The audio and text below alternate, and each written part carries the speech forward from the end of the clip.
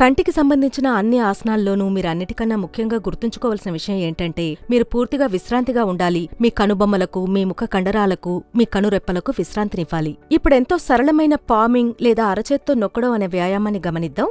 ఈ వ్యాయామం మీ కంటి కండరాల్లో ఒత్తిడిని తగ్గించేందుకు సహాయపడొచ్చు.